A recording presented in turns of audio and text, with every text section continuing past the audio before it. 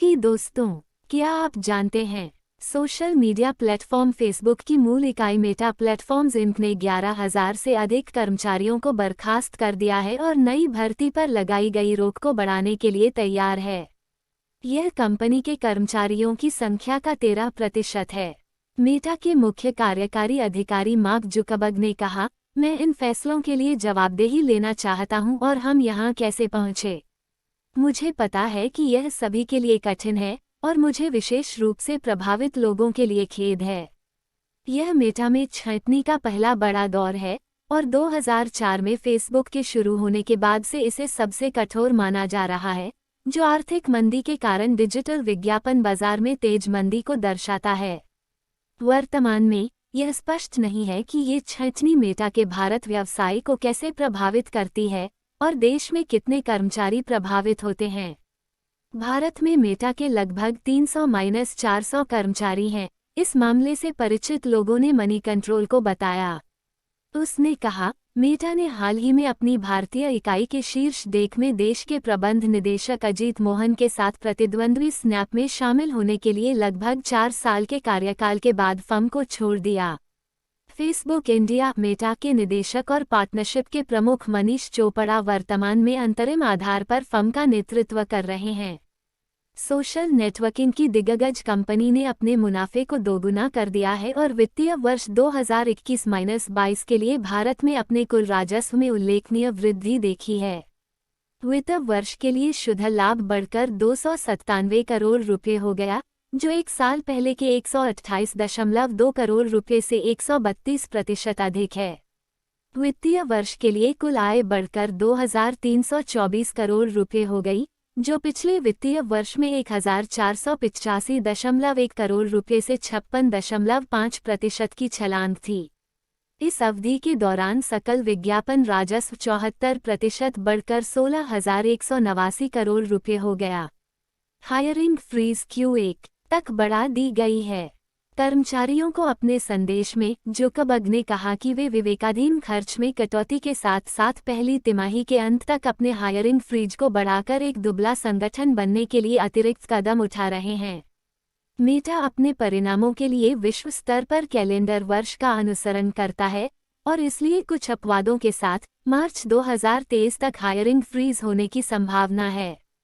Zuckerberg के बयान में कहा गया है कि जहां कार्यबल में कटौती बोर्ड भर में होगी, वहीं भर्ती जैसे विभाग असमान रूप से प्रभावित होंगे और व्यावसायिक टीमों का भी पुनर्गठन किया जा रहा है। नौकरी से निकाले जा रहे कर्मचारियों का प्रवेश भी रद्द कर दिया गया है। पढ़ें, मेटा 2 नाटकीय रूप से धीमी हायरिंग 2023 के अंत तक कर्मचारियों की संख्या में वृद्धि को स्थिर रखें। उन्होंने लोगों को बंद करने के निर्णय को महामारी के कारण किए गए निवेश में उल्लेखनीय वृद्धि के लिए जिम्मेदार ठहराया। उद्धरण चिन्ह ई-कॉमर्स की वृद्धि ने राजस्व वृद्धि को बढ़ा दिया। कई लोगों ने भविष्यवाणी की कि यह एक स्थायी त्वरण होगा जो महामारी समाप्त होने के बाद भी जारी रहेगा। मैंने भी किया, उन्होंने कहा, जो मामला नहीं निकला। न केवल ऑनलाइन वाणिज्य पहले के रुझानों में लौट आया है, बल्कि व्यापक आर्थिक मंदी, बढ़ी हुई प्रतिस्पर्धा और विज्ञापन संकेत हानि ने हमारे राजस्व को मेरी अपेक्षा से बहुत कम कर दिया है। मुझे यह गलत लगा और मैं इसकी जिम्मेदारी लेता हूं। अब सीईओ ने कहा कि कंपनी को अधिक पूंजी कुशल बनना है और उसने अधिक संसाधनों को उच्च प्राथमिकता वाले विकास क्षेत्रों की छोटी संख्या में स्थानांतरित कर दिया है। ये आई डिस्कवरी इंजन, विज्ञापन और बिजनेस प्लेटफॉर्म और मेटावर्स जैसे क्षेत्र हैं। मेटा ने कहा कि उसने बजट कम करके, भत्तों को कम करके, रियल एस्टेट फुटप्रिंट को कम करके लागत में कटौती की है और टीमों का पुनर्गठन भी कर रही है। जुकरबर्ग ने कहा, लेकिन ये उपाय अकेले हमारे खर्चों को हमारी राजस्व वृद्धि के अनुरूप नहीं लाएंगे, इसलिए मैंने भी लोगों को जाने देने का कठिन निर्णय लिया है। नौकरी से निकाले गए कर्मचारियों को सहायता। उन्होंने यह भी बताया कि प्रभावित कर्मचारियों को उनके विच्छेद के हिस्से के रूप में क्या दिया जाएगा। अमेरिका के बाहर समर्थन समान होगा, उन्होंने कहा, और अलग अलग प्रक्रियाएं होंगी जो स्थानीय रोजगार कानूनों को ध्यान में रखती हैं। जिन कर्मचारियों की छंटनी की जा रही है। उन्हें कंपनी में प्रत्येक वर्ष के लिए 2 अतिरिक्त सप्ताह के साथ 16 सप्ताह के आधार वेतन के लिए उनका मूल वेतन मिलेगा, शेष सभी पीटीओ भुगतान और 6 महीने के लिए स्वास्थ्य बीमा। बयान में कहा गया है कि एक बाहरी विक्रेता के साथ 3 महीने के लिए करियर समर्थन और वीजा पर कर्मचारियों के लिए आव्रजन सहायता प्रदान की जाएगी। अमेरिका में बड़ी संख्या में भारतीय H-1B वीजा पर काम करते हैं।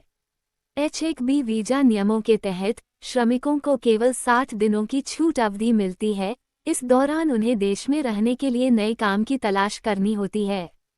मुझे पता है कि यह विशेष रूप से कठिन है यदि आप यहाँ वीजा पर हैं। समाप्ति से पहले एक नोटिस अवधि और कुछ वीजा छूट अवधि होती है, जिसका अर्थ है कि सभी के पास योजना बनाने और अपनी आप्रवास स्थिति के माध्यम से काम करने का समय होगा। आपको और आपके परिवार को जो चाहिए, उसके आधार पर आपका मार्गदर्शन करने में मदद करने के लिए हमारे पास समर्पित आव्रजन विशेषज्ञ हैं। मेटा की भविष्य की भर्ती पर जुकरबर्ग ने कहा कि वह व्यवसाय के प्रदर्शन, परिचालन दक्षता और अन्य व्यापक आर्थिक कारकों को देखने जा रहे हैं, यह निर्धारित करने के लिए कि हमें उस पर भर्ती को फिर से शुरू करना चाहिए या नहीं।